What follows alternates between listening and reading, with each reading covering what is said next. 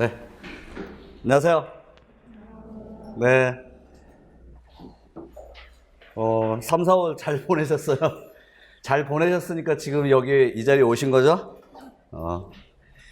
그리고 아주 큰 마음을 먹고 아마 오셨을 거예요. 맞죠? 왜냐하면 오는 길에 좀 두렵잖아. 어떻게 될지도 모르고. 저는 잠을 좀 설쳤어요. 일단 정말 여러분도 보고 싶었어요. 정말 보고 싶었는데 아마 한 2시간 정도 강의가 끝나고 나면 이제 여러분들이 스스로 느낄 거예요. 이럴 거예요. 네. 수업이 좀 내용도 다뤄야 할 내용들도 많고 또 다뤄야 할 내용들 가운데서도 현행 2015 교과서뿐만 아니라 그 전에 나왔던 2012 교과서와 같은 내용들도 다루고 거기다가 그 교과서의 기반이 되는 교육과정의 성취 기준 이런 것들을 다루기 때문에 수업이 조금 좀 팍팍해요. 그래서 오늘 여러분들이 이제 프린트물을 받았지만 프린트물의 분량이 100페이지예요. 근데 이게 매주 이래요. 매주 그래요. 매주. 그래서 이제 인강을 들으신 분들은 프린트하기 바쁘고 그다음에 현장 강의에 이제 참여하신 분들은 그 두께가 이제 만만치 않음을 느끼실 거예요.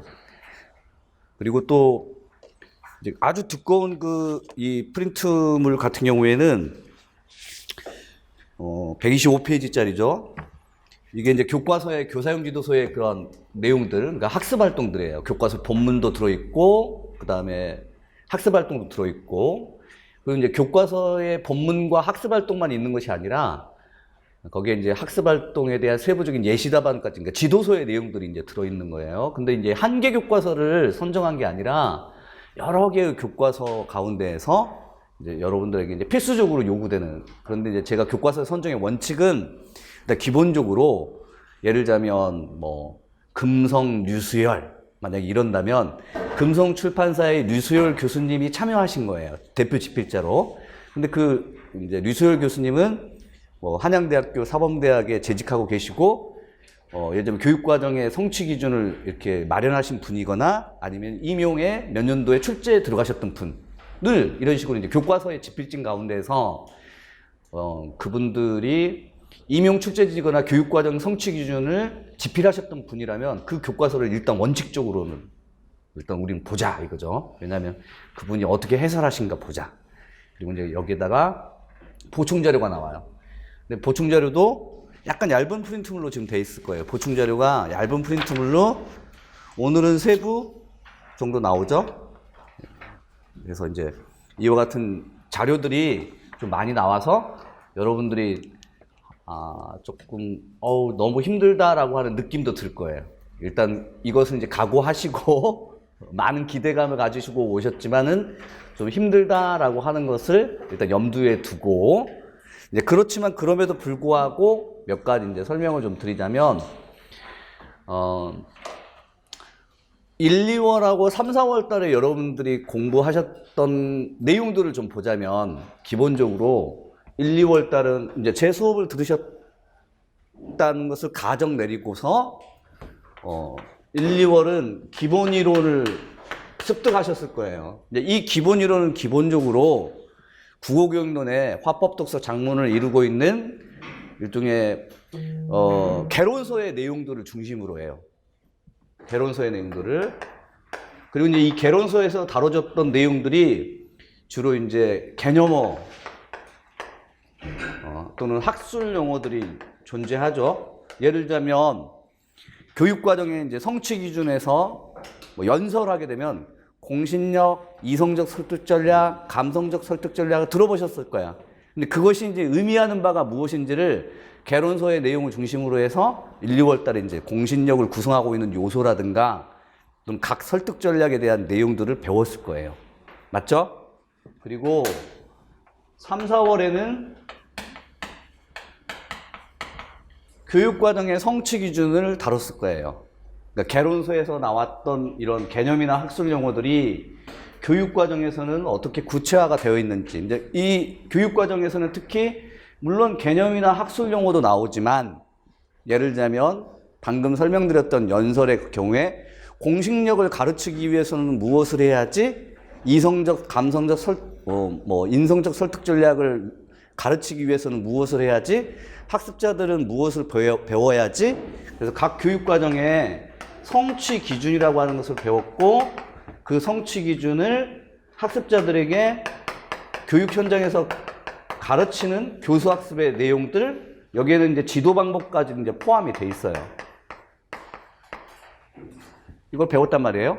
그럼 이제 5, 6월 반은 지금 현재 여러분들이 배우는 이 5, 6월 반은 교과서 반인데, 여기서 이렇게 나왔던 개론서의 개념이나 학술 용어나 교수 학습의 내용이나 지도 방법들이 이제 교과서를 가지고서 어떻게 이제 구체화되어 있는지를 보는 거예요.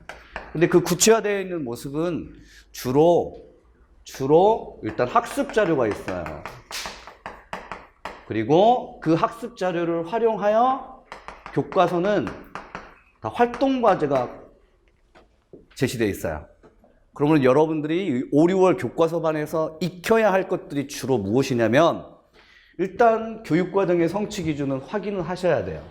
그래서 기본적으로 3, 4월 교육과정반이 일단 전제로 삼아야 돼. 그런데 저는 3, 4월 교육과정반에 올해 안 듣고 작년에 교육과정반을 듣고 올해는 선생님의 그냥 교재로만 했어요. 그렇게 하셔도 돼요. 작년에 수업을 1년간 들으셨는데 올해에도 1년간 수업을 따라오라고 하는 제가 따라오시면 좋겠지만, 그렇게 올해 3, 4월 교육과정반을 안 듣고 작년에 들었는데 올해 교과서반을 들어도 괜찮습니까? 라고 하면 그래도 돼요. 일단 교육과정을 일단 알고는 계셨다면, 또는 저는 다른 이제 강사분에게 교육과정반을 듣고 이제 올해 5, 6월 교과서반은 처음 듣습니다 해도 괜찮아요. 일단 교육과정을 알고만 있으면 돼요. 단 저는 올해 초수생이고 또는 초수 같은 N수생인데 교육과정을 한 번도 본 적이 없어요. 근데 5, 6월 교과서반을 들으려고 해요. 그리고 저는 지금 현재 기간제 교사를 하고 있어요 라고 하셔도 무방해요. 일단 만약에 교사라고 하는 지금 직무를 수행하고 있다면 기본적으로 교육과정의 성취 기준들이 전제로 삼아서 아마 가르쳐주고 있을 거예요. 근데 굉장히 초수생이고 한 번도 교육과정을 듣지는 못했는데 교과서를 듣는다면 이거는 조금 이제 위험 부담이 있어요. 이거는 뭐냐면 교육과정이 바탕이 되어야만 이것을 이해할 수 있으니까. 단 그럼에도 불구하고 저는 교과서반을 듣고 싶은데요, 초수생이고 N수생이고 교육과정을 한 번도 들어본 적이 없는데요 라고 하시더라도 일단 그것을 감안해서 일단 교육과정에 대한 설명을 기본적으로 제가 해드릴게요. 기본적으로 해드립니다. 그리고 이제 교육과정에 대한 설명을 기본적으로 하는 것은 너무 반복적이지 않나요? 이미 3, 4월 반 때 저 다 했는데 라고 하더라도 일단 반복의 느낌은 좀 가지셔야 돼요. 그리고 그때 공부하셨던 때하고 지금 5, 6월 교과서 반 때 교육과정을 바라볼 그 시각이 좀 다르실 거예요. 이유가 뭐냐면 기본적으로는 성취 기준이나 교수학습 내용을 3, 4월 반 때는 있구나. 왜 이렇게 많아? 다뤄야 할 내용들이 성취 기준이 너무 많아. 이렇게 이제 버벅거리시면서 겨우겨우 쫓아오셨다면 여기에서는 그 해당되는 교육과정의 성취 기준이 이렇게 학습활동 모습으로 나타난다라고 하는 것을 확인하시면서 그런 내용이었구나. 그래서 이게 중요했구나. 라고 하는 것을 다시 한번 확인해 주셔야 돼요. 그래서 3, 4월 반을 들으셨던 분들이라도 5, 6월 교과서 반을 통해서 저 교육과정을 이해하셔야 돼요. 그럼 이제 여러분들에게 강조드려야 할 사항은 뭐냐면 기본이론반과 교육과정반과 교과서반 가운데에서 가장 중심축이어야 할 것은 무엇이냐면 이거예요, 이거. 저것도 아니고 이것도 아니고 이거예요. 이유가 뭐냐면 임용출제의 원칙은 뭐냐? 임용을 출제할 때 출제자에게 교육과정평가원에서 원칙적으로 요구하는 게 뭐냐? 일단은 쉽게 내라는 거예요. 일단 어렵게 내지 마. 그러니까 초수생이든, 그러니까 지금 현재 학부생 4학년 이제 졸업반 학생들이 봐야 할 시험 정도로만 내라는 거야. 거기다가 예를 들면 기간제 교사 하고 있거나 학원 강사 하고 있거나 각종 지금 과외를 하고 있거나 이런 분들조차도 시험을 봐야 돼. 오케이? 여기다가 두 번째는 포편타당해야 돼. 그러니까 특정한 개론서에서 나오면 안 돼. 그 다음 특정 출판사, 이 출판사가 국정교과서가 아니에요. 맞죠? 지금 국정체제가 아니란 말이야. 특정한 사설 출판사에서 나온 교과서나 교사용지도서의 내용이 등장하면 안 돼. 이해했어요? 그러므로 원칙적으로 가장 중요한 기준이 되어야 할 것은 뭐냐면 교육과정밖에 없어요. 개론서하고 그러면 교과서는 왜 배우죠? 라고 하면 이 교육과정을 이해하기 위해서예요. 이 교육과정을 이해하기 위해서 개론서에서 다뤄졌던 개론서에서 기본적으로 기반 설명을 해주는 거고 또 이 교육과정을 이해하기 위해서 교과서를 보는 거예요.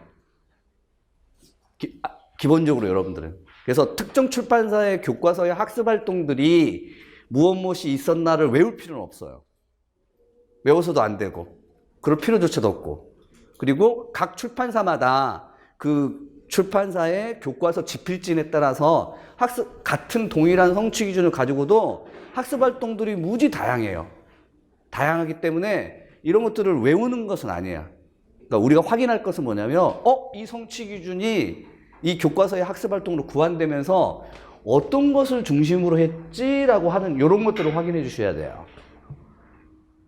기본적으로. 그 다음에 더욱이 교사용지도서나 특히 이제 교사용지도서죠. 교과서의 본문, 학습 자료로 활용되고 있는 내용들 가운데서 이 학습 자료는 하나는 이론 설명이 되어 있는 경우가 있어요. 원리 차원으로. 주로 이제 고등학교 2학년 교과서들이 그래요. 그리고 두 번째로는 대부분의 이제 중학교하고 고등학교 교과서들은 실제 이제 사례들이 제시돼요. 그 사례가 이제 대화라든가 아니면 토론 자료들, 언어 자료들이죠. 근데 이런 언어 자료들의 사례는 우리가 기본적으로 임용 문제를 풀어보시면 알겠지만, 기출문제를 보시면 알겠지만, 기본적으로 그냥 지문으로 나와요.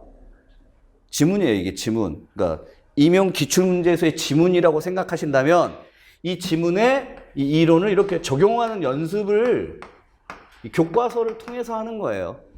근데 그러기 위해서라도 여러분들이 기본적으로 여기서 이론이 설명되어 있는 이 원리들, 교사용지도서나 교과서의 본문에서 설명되고 있는 이런 원리들이 이 교육과정의 성취 기준이나 교수학습 내용을 고등학교나 중학교 수준으로 그 집필자들이 수준을 낮춰서 설명해주고 있는 것이어서 우리가 개론서 수준으로 배웠던 개념이나 학술 용어를 좀 쉽게 찾아볼 수 있어요. 또 교과서나 교사용지도서의 본문글에 원리가 설명되어 있는 부분을 읽는다면. 그래서 이런 도움들, 말하자면 교육과정의 구체화라고 하는 측면에서 교과서를 보셔야 돼요.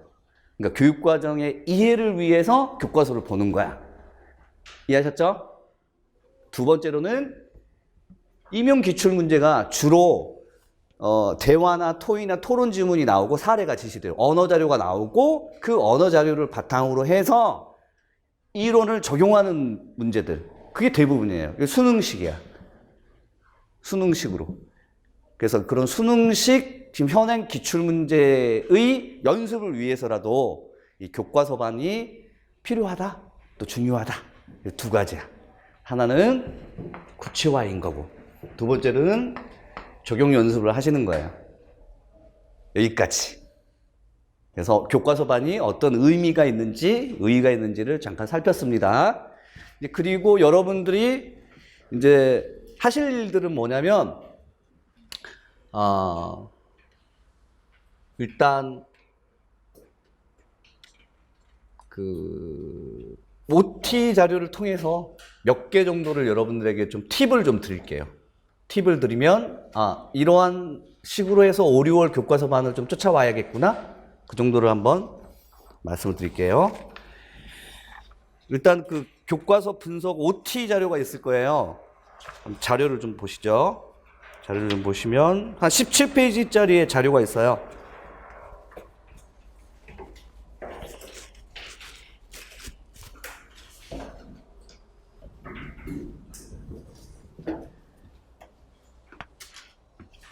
보시면 교재 및 교과서의 성격 해가지고 무슨 교과서의 개념이라든가 교과서의 기능이라든가 또는 이쪽에 넘겨주시면 교과서 단원 구성의 특성이라든가 뭐 이런 내용들이 나오는데 좋은 내용들이에요. 근데 지금 여러분들이 이제 요 내용들을 파악할 필요는 없고요. 쭉 넘겨보세요.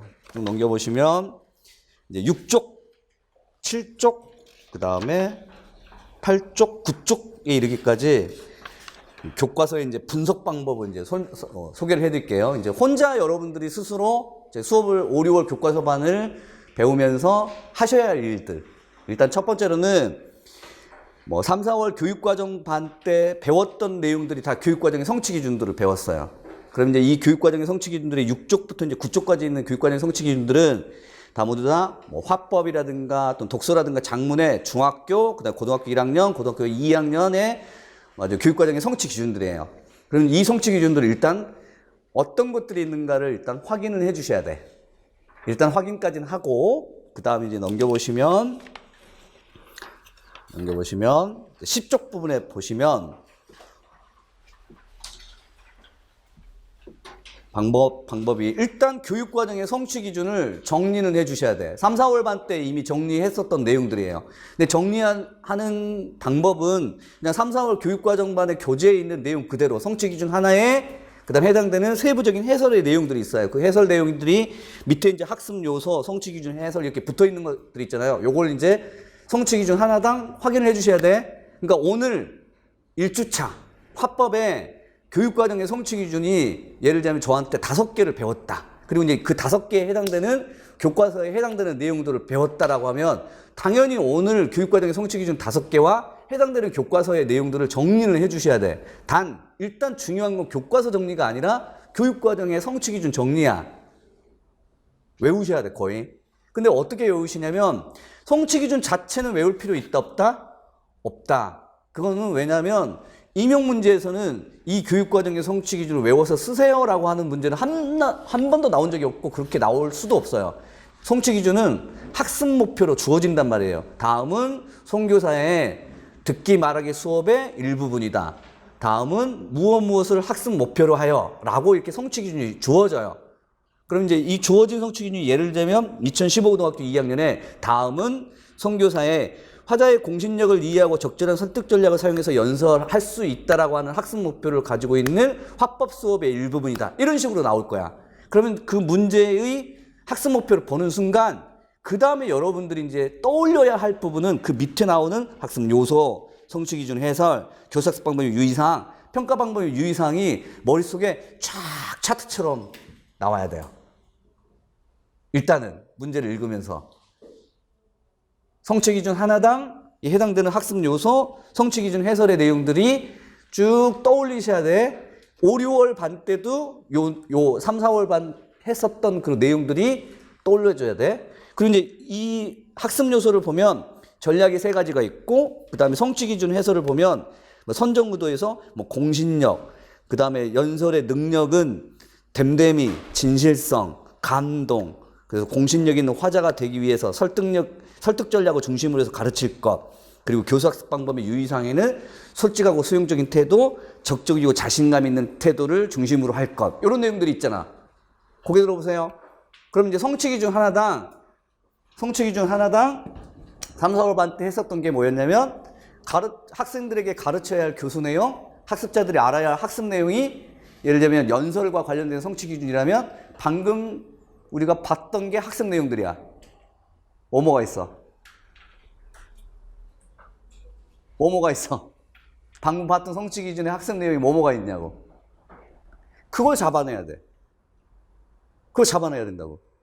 일단 공신력이라고 하는 개념이 있어. 그 다음에 두 번째로는 설득 전략 3가지가 있어.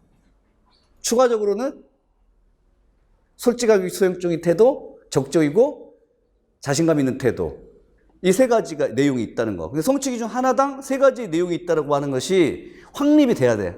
그리고 나서 여러분들이 이제 보실 일은 뭐냐면 이것들이 방금 했던 공신력, 설득 전략 3가지, 적극적이고 자신감 있는 태도, 솔직하고 수용적인 태도라고 하는 이 내용이 교과서에 어떤 학습 자료를 가지고서 어떻게 학습 활동으로 굳혀야 되는지를 확인해야 해요. 이해했어요? 요거 먼저 확인하신 다음에 그 다음에 이제 굳혀야 되는 것을 확인하는 거예요. 예를 들자면 110쪽의 밑에 보시면 이 교과서 및 교사용 지도서에서 교사 학습의 내용들을 확인해 주셔야 돼. 방금 교육과정에서 우리가 이제 세 가지를 중심으로 했다. 첫 번째 공신력 개념.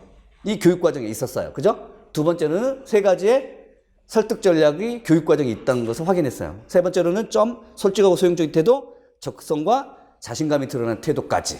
이 세 가지를 이제 확인했다면, 그 다음에 이제 교과서에서는 어떻게 이제 제시되어 있는지를 확인해 주셔야 돼. 보니까 비상교과서에 다음과 같은 교과서에 본문이 있어요. 그러니까 본문을 읽어보니 이게 이제 원리를 설명한 거야. 원리 설명. 이론 설명을 10쪽하고 11쪽을 보니 소제목이 붙어 있어요. 그 소제목 중에 하나가 뭐죠? 화자의 공신력에 대한 설명인 내용이. 그 다음에 두 번째 11쪽에 보니 소제목이 또 있어요. 뭐죠? 다양한 설득 전략 세 가지에 대한 설명이 있어요. 그럼 이제 교육과정에서 이제 제시되었던 그 용어를 고등학교 2학년 수준으로 낮춰서 지금 설명하고 있는 이 부분을 그냥 여러분들이 또 보시면서 가셔야 돼. 이유가 뭐냐면 원래 공신력이라고 하는 개념은 어디 나오냐면 개론서에 나와요. 개론서에. 박재현 교수님의 의사소통 이론이라고 하는 그 개론서를 보면 공신력을 구성하고 있는 요소가 사회성, 신뢰성이 아주 5가지의 성격을 지니고 있고, 공신력이란 청자가 화자를 믿게 만드는 화자의 공적인 신뢰를 받는 능력이라고 이렇게 이제 개념화 시켜요. 개론서에서는 그래. 근데 교과서에서는 그렇게 설명하면 너무 어려우니까 고등학교 2학년 수준으로 낮춰서 다음과 같이 공신력을 설명하고 있어요. 뭐라고 돼 있죠? 공신력이란 뭐라고? 공적인 신뢰를 받을 만한 능력. 이렇게 이제 설명하고 있어요. 그럼 이 개념의 사전적인 용어, 설명, 이런 부분들은 일단 적어도 이제 말하자면 이론 설명이 되어 있는 부분은 이 대표 실필진이 교수님이기 때문에 교수님이 바라보는 공신력의 개념들이니까 이것이 특정 출판사에 국한하지 않고 좀 보편타당한 사전적인 용어로 보고 이걸 외우는 거죠. 고등학교 수준에서는 공신력이란 줄임말이다. 공적인 신뢰를 받을 만한 능력의 줄임말, 공신력. 그런 식으로 이제 여러분들이 다시 한번 확인을 해 주시고, 왜냐하면 교육과정에는 지금 공신력 개념이 설명돼 있어, 안 돼 있어? 교육과정에는. 안 돼 있어. 공신력이 사용이 돼 있지만 공신력의 개념이 정의 내려진 게 아니야. 교과서를 봐야만, 혹은 개론서를 봐야만 이 용어에 대한 설명이 나오고, 교육과정은 이 개념이나 학술용어로 사용만 하고 있고, 이걸 개념 정의를 내리지는 않아서 교과서를 보면서 개념 정의 내려진 부분을 확인하셔야 돼. 그리고 이제 좀 더 어려울 테니까, 공신력 개념이 어려울 테니까 이 교과서는 그 공신력에 대해서 예를 들어서 설명하고 있는 부분이야. 예를 들어서 핵무기 폐기를 주제로 연설한다면, 이런 식으로 이제 예를 들어서 설명을 하고 있잖아요.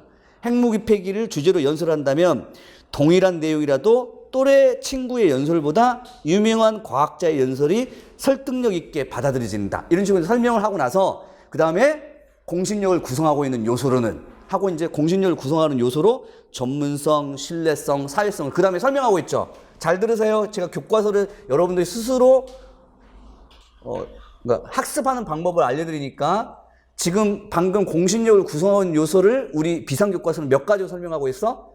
3가지로. 그죠? 전문성, 그 다음 신뢰성, 그 다음 사회성. 그 10쪽에 나오죠? 해당되는 내용을 찾았어요? 근데 여러분들이 3, 4월 교육과정반 때 이 방금 설명드렸던 공신력 부분에 구성하고 있는 요소를 개론서의 내용으로 배웠을 때는 공신력을 구성하고 있는 요소가 개론서에서는 몇 가지였었어요? 생각나시는 분? 여기서 설명하고 있던 전문성, 신뢰성, 사회성, 이 3가지인데 개론서에서는 몇 가지로 설명되어 있었나요? 그때 3, 4월 교재에 실려 있었던 내용은 몇 가지? 그림이 있었어요. 이렇게 그림. 몇 개에 있었어요? 5개요. 5개. 개론서에서는 5개였는데 우리 비상교과서는 몇 개를 설명하고 있어요? 3개예요. 3개. 그러면 어떤 걸로 해야죠? 어떤 걸로 하든 상관없어요. 왜냐하면 기출 임용에서는 이게 나오지 않으니까. 왜 나오지 않죠?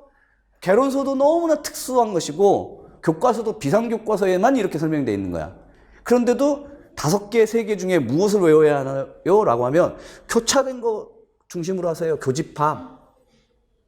그러면 이제 적은 숫자인 여기 나오는 전문성, 신뢰성, 사회성이 차라리 더 낮겠죠? 그 정도만 이제 확인을 해 주시는 거예요. 그러니까 3, 4월 달에 배웠던 이 교육과정의 내용들을 교과서 이제 확인도 해 주시고 또 하나 어떤 점을 주목하셔야 되냐면 방금 공신력을 구성하고 있는 요소, 그러니까 말하자면 예를 들자면 공신력의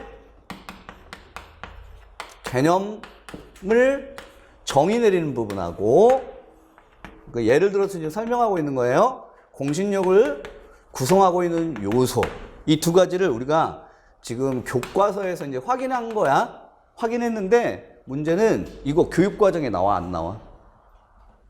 안 나와. 교육과정은 뭐만 나와?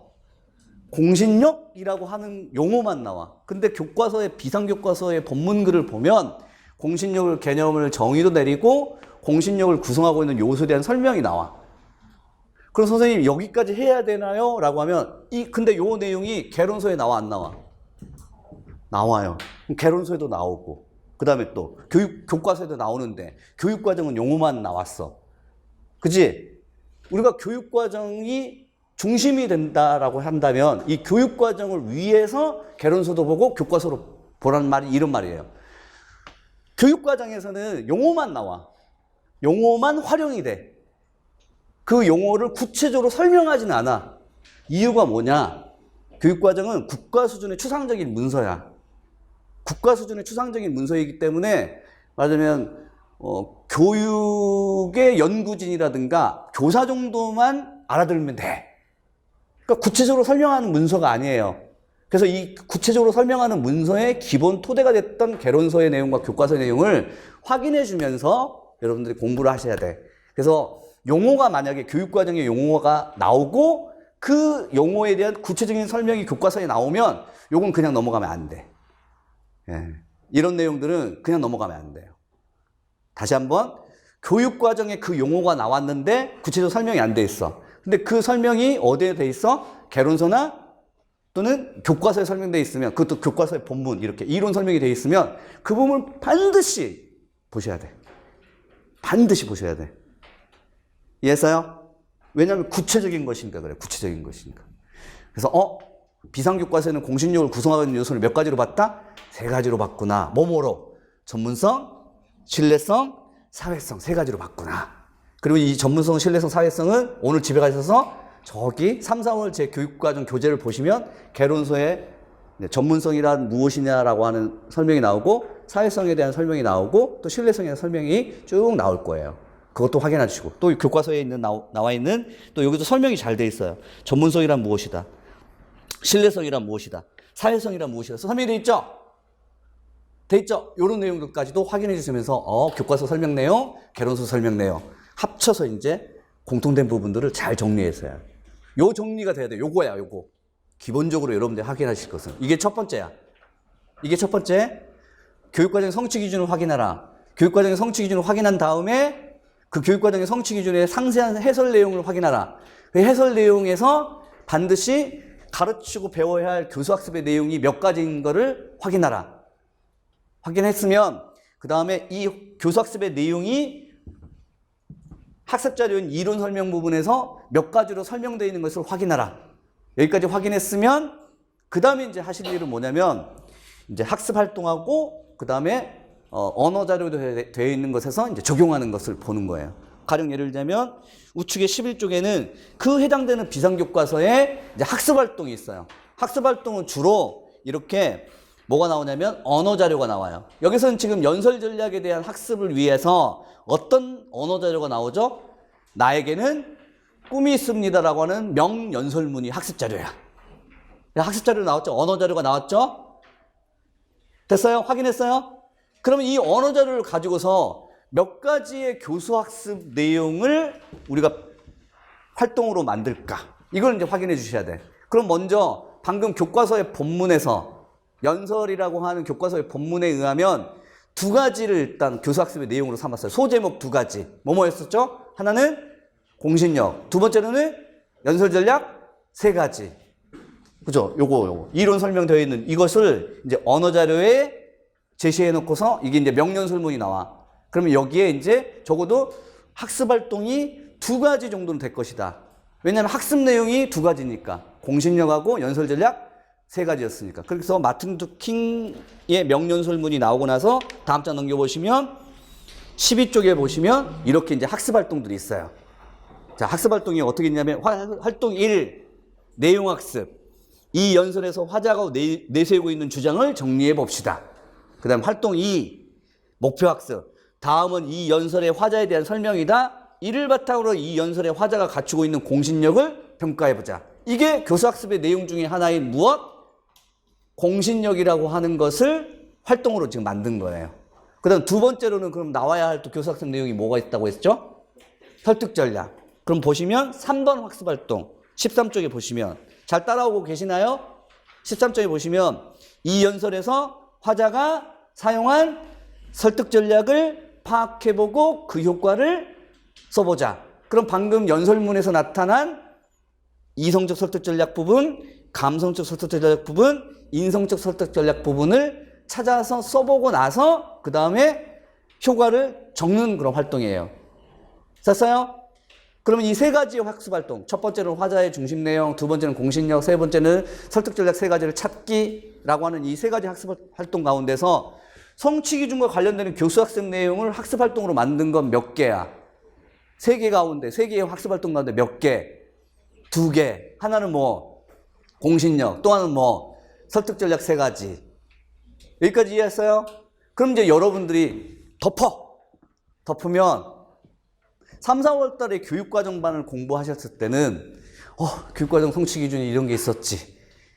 그리고 교수학습 내용들이 이런 게 있었지. 그 정도로 했다면 지금 여기는 방금 교과서의 학습 활동까지 확인해 보면 교과서 본문까지 글까지 읽어보면 이제 연설과 관련되어 있는 성취 기준은 교수학습 내용이 몇 개다라고 하는 것이 확연하게 머리에 박힐 거야. 몇 개야? 연설과 관련된 성취 기준에서 학습자들에게 가르치는 교수 내용, 학습자들이 알아야 할 학습 내용이 몇 개야? 두 개. 확실히 알겠죠? 뭐가 있어? 공신력, 설득 전략 세 가지.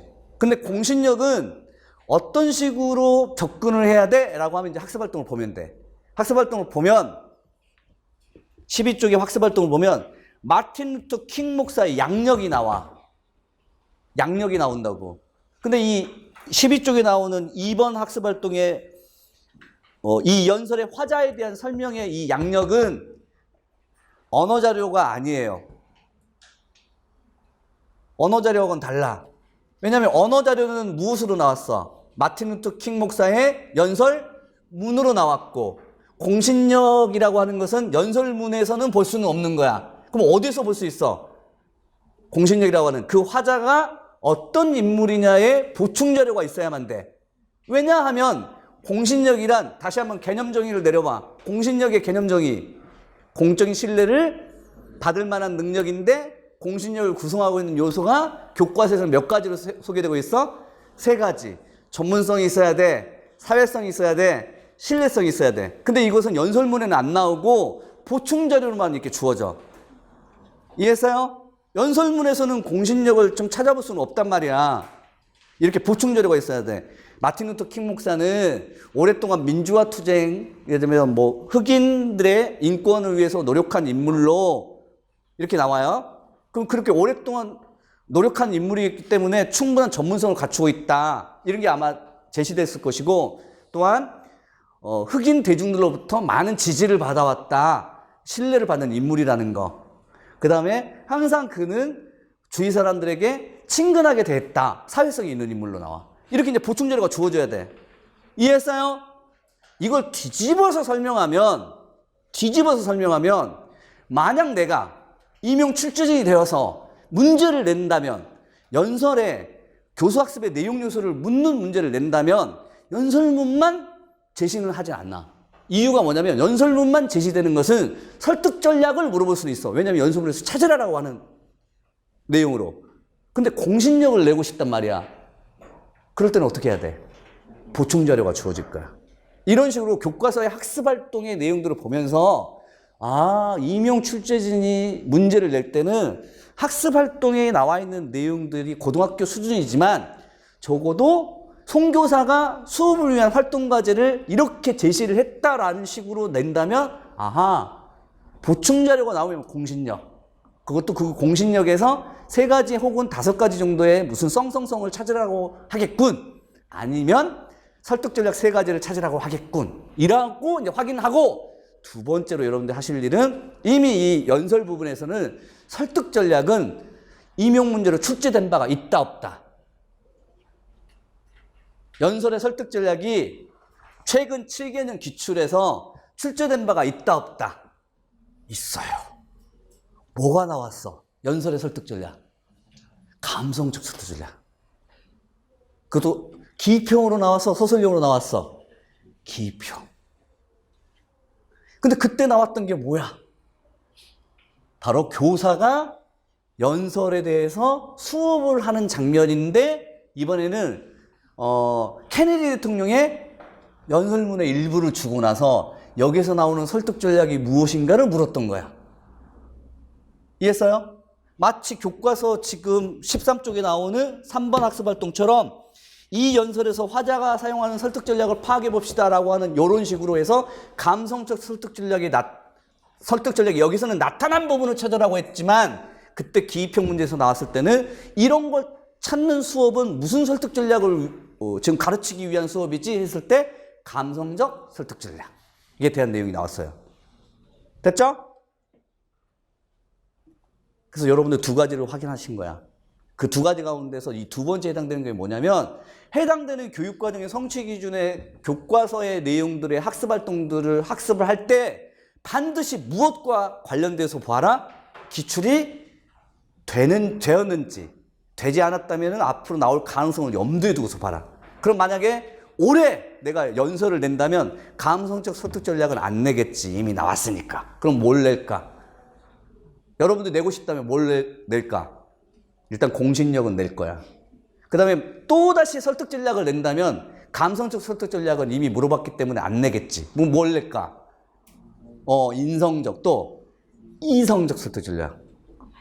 그럼 여기 나오는 교과서의 13쪽에 나오는 이성적 설득 전략이 활용되는 부분이 만약에 내가 문제를 출제한다면 이번에도 이성적이라고 하는 것을 기입형으로 낼까? 이번엔 그렇게 안 낼 거야. 오히려 해당되는 부호 표시 A번 부분을 이렇게 A, B, C, D의 부호를 주고서 다음 중 이성적인 설득 전략이 나와 있는 부분의 기호를 적어라 아니면은 쳐다줄과 끄덕여서 써라라고 하는 이런 학습활동식으로 나올 거야. 이런 식으로. 이해했어요? 교과서의 학습활동을 누가 만들었나? 누가 만들었어? 교과서의 학습활동 누가 만들었어? 교과서의 집필진이 만들었어. 그래요. 근데 그 교과서의 집필진은 누구야? 개론서 집필진 교수님, 교사야, 현직 교사. 근데 지금 임용은 누가 출제해? 교수님. 누가 검토해? 교사가 검토해, 현직 교사가. 그러므로 임용 출제진과 검토진이 함께 만들었던 교과서는 결국 임용을 위한 정말 밑자료야. 전쟁을 치르자면 진짜 참호를 파고 있는 셈이에요. 여러분들이 또 이렇게 어디를 공격한다면 지도야, 지도. 그래서 요거 가지고서 여러분들이 임용이 이런 식으로 나오겠구나. 서술형은 이렇게 나오겠고 기입형은 이렇게 나오겠다를 항상 생각하셔야 돼. 이렇게 구체화되는 거예요. 근데 3, 4월 교육과정반 때는 그렇게까지 구체화되지 않았지. 그때는 그냥 추상적인 내용들을 외우기만 했겠지. 근데 지금 교과서반을 할 때는 그 외웠던 게 교과서의 학습활동으로 구체화되는 모습을 통해서 여러분들 이미지로 머릿속에 이제 자연스럽게 이제 암기가 되는 거예요. 그래서 비상교과서를 보니 하나는 이론 설명이 나오고 두 번째 학습활동에 이제 세 가지 학습활동이 나오는데 그 중에서 이 교육과정의 성취 기준과 관련된 학습활동이 2가지가 나왔다. 하나는 공신력, 보충자료가 주어진 상태. 또 하나는 설득 전략 3가지가 빈칸이고 이것을 연설문에 적용하라는 문제. 이해했어요? 이렇게 해서 이제 우리가 비상교과서를 가지고서 이제 연설이라고 하는 것을 이해했단 말이야. 근데 이게 장점도 있고 단점도 있어요. 장점은 방금처럼 추상적인 교육과정의 내용들이 이제 완전히 구체가 된 거야. 그리고 앞으로 나올 가능성을 어떻게 나오겠다 출제하는 것까지 이렇게 머릿속에 그려졌단 말이야. 근데 단점이 뭐냐면 이건 비상교과서만 그래. 무슨 말이냐? 우리가 화법과 작문이라고 하는 고등학교 2학년 교과서는 지금 4종이야. 미래엔, 비상, 천재, 금성. 근데 비상만 이래. 다른 교과서는 지금 안 봤어. 보지를 않았지. 근데 다른 교과서는 어떻게 돼 있냐면 비슷해. 근데 어떤 한 교과서는 어떤 내용이 나오냐면 학생의 연설문이 주어져. 학생회장 후보로 출마한 연설문이 주어져. 근데 그 학생회장이 출마한 연설문이 주어졌는데 거기에서 공신력 찾고 설득 전략을 찾는 활동까지 있었어. 그래서 비슷하네. 그런데 세 번째 학습 활동이 뭐였냐면 위의 학생이 설득 전략을 활용할 때 부족한 부분을 보충하라는 문제가 나왔어. 문제가 있단 말이야. 설득 전략을 활용하긴 했는데 부족해. 보완해야 돼. 그래서 교사에 언급한 무엇이 부족함으로 무엇을 더 넣어야겠다. 그것을 학생들끼리의 대화 장면을 이렇게 주고서 야 너가 만든 연설문을 읽어봤는데 설득 전략이 잘 활용된 부분은 정말 좋았어. 근데 이 부분은 좀 아쉬워. 어떤 것이 조금 더 보충됐으면 좋겠어. 이렇게 나오고 그 어떤 것이 보충됐으면 좋겠어가 빈칸이야. 이 교과서는 그래. 그럼 만약 이런 식으로 임용 문제가 나올 가능성이 있을까 없을까? 있을 수도 있지. 왜냐하면 전번에 설득 전략이 나왔던 기입형 문제는 바로 케네디 대통령의 면 연설문을 중심으로 해서 나왔어. 근데 2009학년도 객관식의 연설 문제가 나왔을 때는 학생회장 후보 계획서만 나왔어. 연설 계획서만. 연설문이 나온 건 아니야. 근데 그와 비슷하게 2009학년도처럼 학생회장의 후보의 연설문을 가지고서 부족한 부분을 채워라. 그런 식으로 나올 수도 있지. 그래서 교과서를 한 개만 보면 안 돼. 그래서 제가 선택하지 않았어요. 선택하지 않고 여러 개를 봐야만 한다. 그렇게 해서 여러분들이 왜냐하면 교과서마다 이론 설명은 동일할 거야. 유사할 거야.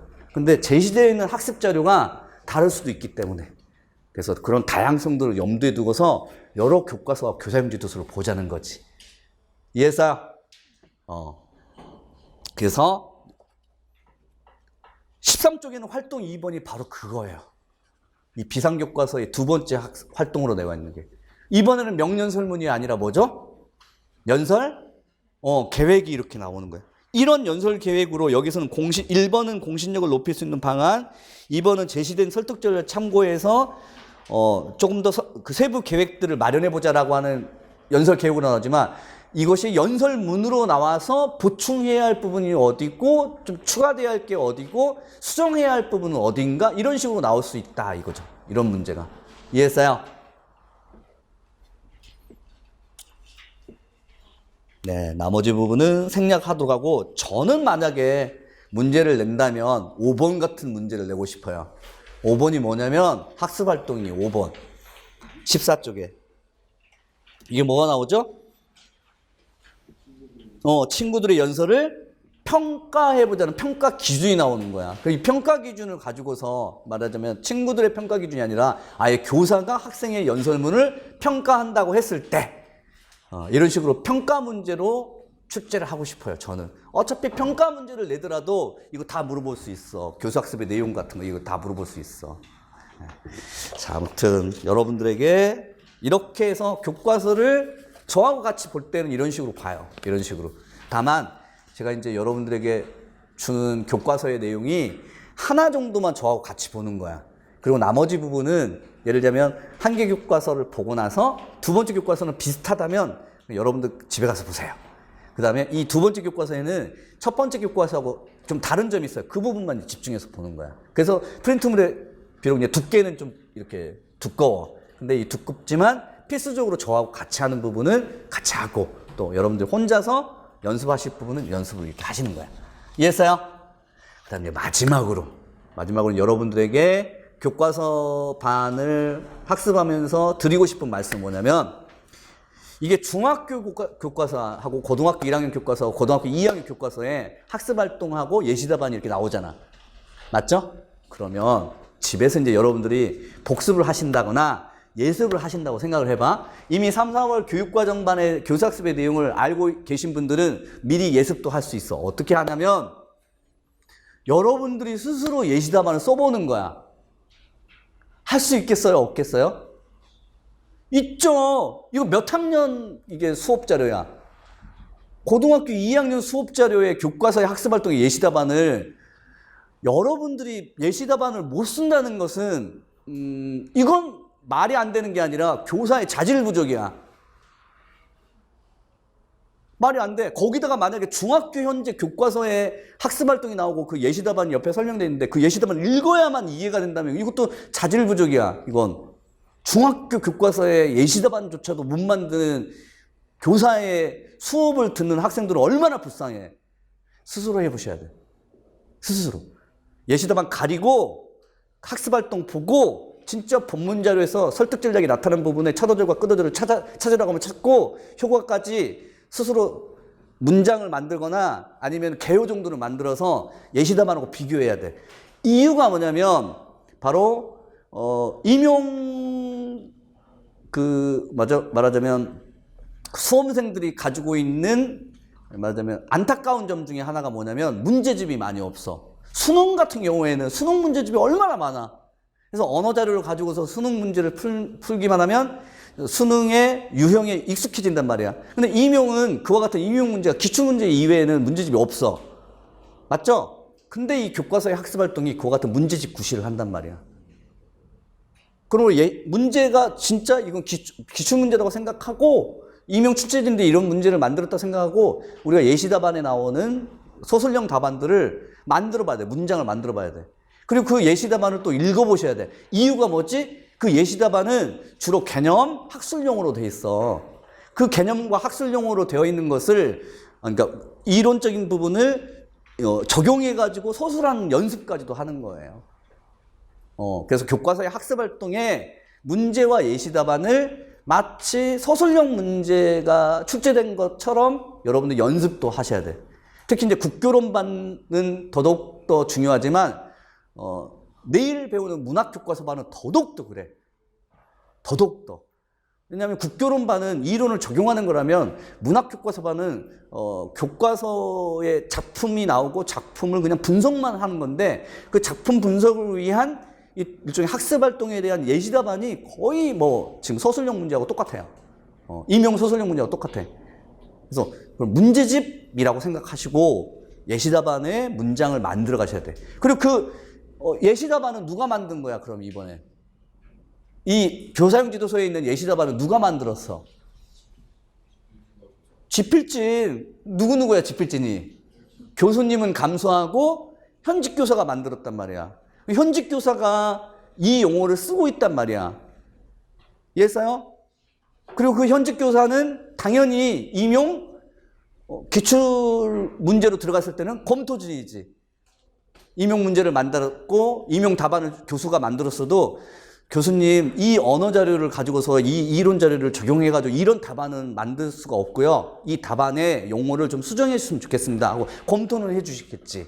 그러므로 검토진의 목소리가 들어가 있다 생각하시고서 이 정도 수준의 답안을 내가 용어를 구사해야만 점수를 얻겠구나 스스로 생각하셔야 돼요. 특히나 지금 국교론반도 중요하지만 문학반, 내일 하는 문학반 같은 경우에는 답안의 용어 구사를 어떻게 하느냐, 그거는 교사용 지도서에 있는 예시답안을 가지고서 연습하시는 거예요. 이해하셨죠? 네, 됐습니다. 그러면 마지막으로 강의 계획안 16쪽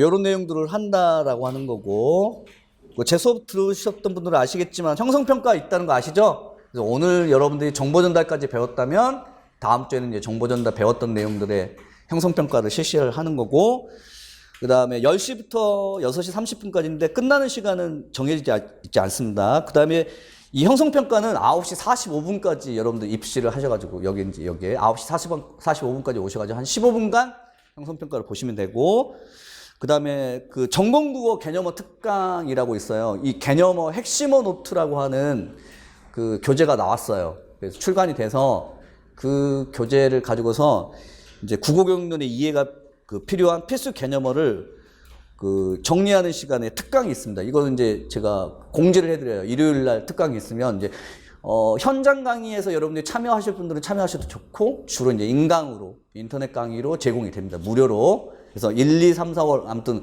올해 한 번이라도 정규 수업을 들으셨던 분이라면 이거 무료로 다 합니다. 물론 이제 교재는 여러분들이 사셔야 돼. 교재값은 만 원인가 되고, 교재는 사시고 그 아주 그 얇은 노트북, 미니 노트북이에요. 그래서 국어교육의 기본적인 개념을 빠르게, 예, 이거예요. 네, 이렇게 돼 있어요. 이렇게. 그래서 이제 여기 있는 이 개념어는 이제 개론서의 내용과 교육과정의 내용을 합쳐서 굉장히 압축시킨 거예요. 압축시킨 거. 그래서 요것만 보시고도 이게 이제 화법독서 장문 3가지로 이제 구성되어 있고,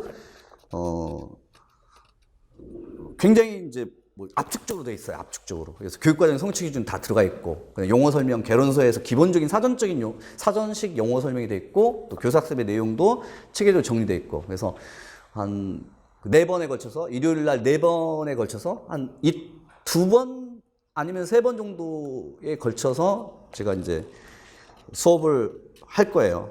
그러면 그것만 들어도 일단 국어교육론은 기본적으로 정리는 된다. 아시죠? 요렇게 요거 가지고서 합니다. 공지는 해드릴게요. 언제부터 시작하는지.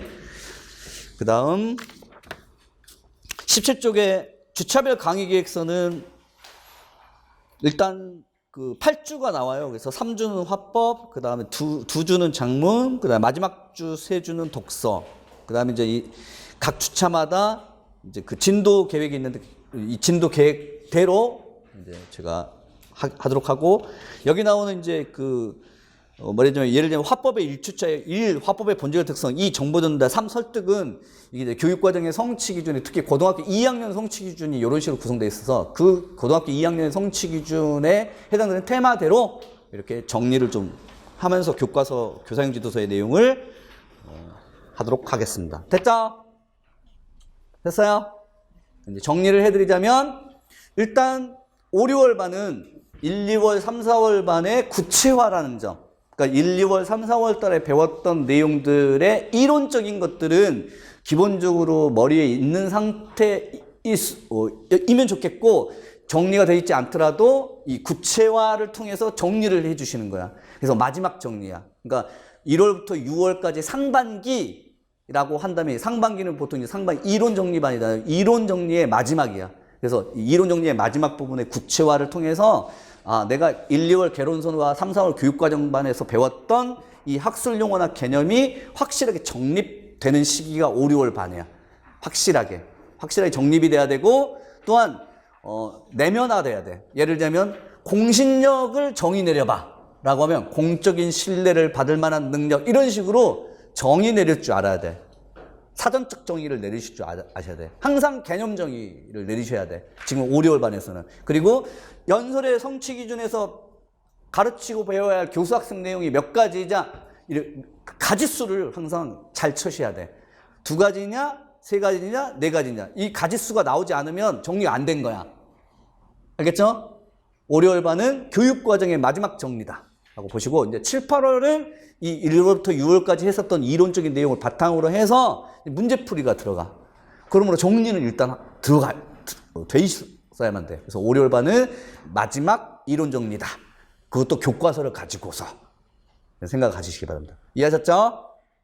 여기까지. 좀 쉬었다가 하겠습니다.